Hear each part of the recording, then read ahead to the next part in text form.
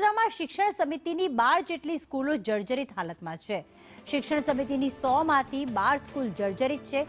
6 મહિના વીતી ગયા છે છતાં કામગીરી શરૂ નથી કરાઈ।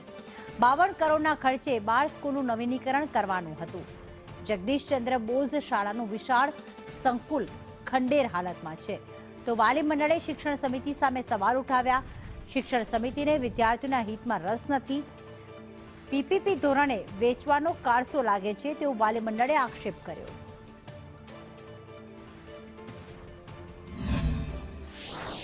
નગર પ્રાથમિક શિક્ષણ સમિતિમાં એક જ ટર્મમાં ચોથા ચેરમેનની આવતીકાલે નિમણૂક થશે, પરંતુ ચેરમેન આવે છે અને જાય છે, પરંતુ શિક્ષણ સમિતિની જે જર્જરિત શાળાઓ છે તે ક્યાંક નવી બનતી નથી। 12 જેટલી જર્જરિત શાળાઓ છે, 100 પૈકીની 12 શાળાઓ છે કે જેની ખાતમુહૂર્ત નવીનીકરણ કરવા માટે શિક્ષણ મંત્રીએ એપ્રિલ માસમાં ખાતમુહૂર્ત કર્યું હતું। 52 કરોડની ગ્રાન્ટ પાસ પણ થઈ ગઈ છે, પરંતુ 6 મહિનાથી આ જર્જરિત શાળાઓમાં નવીનીકરણનું કામ નથી શરૂ કરાયું।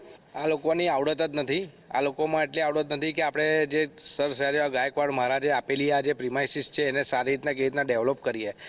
એમનામાં તો તાકાત નથી કે હવે કોઈ સારી આનાથી નાની પ્રિમાઇસીસ પણ ઊભી કરે। તમે વિચારો, આટલી સત્તા છે નડિયાદથી તળિયા સુધી, કોઈ એવી સારી સ્કૂલ બતાવો કે સરકારે એક મોટી એવી બનાવી હોય, હાઈટેક બનાવી હોય।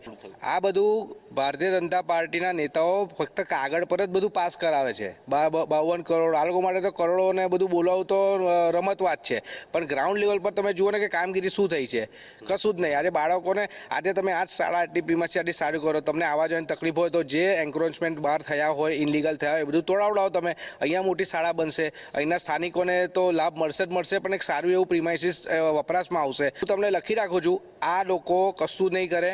આ લોકો છેલ્લે ને છેલ્લે આ જગ્યા તોડીને બિલ્ડરના જ હવાલે કરશે, બિલ્ડર આમાં સ્કીમ ઊભી કરશે, પીપીપી ધોરણે આ નેતાઓ પૈસા ખાશે। આ તમારા માધ્યમ ત્યારે કહું છું, લખી રાખજો, આ જ થવાનું છે। તેના કારણે વાલી મંડળ હાલ રોષે ભરાયું છે। કેમેરા પર્સન નિકેશ વાળન સાથે કુણાલ શર્મા, સંદેશ ન્યૂઝ, વડોદરા।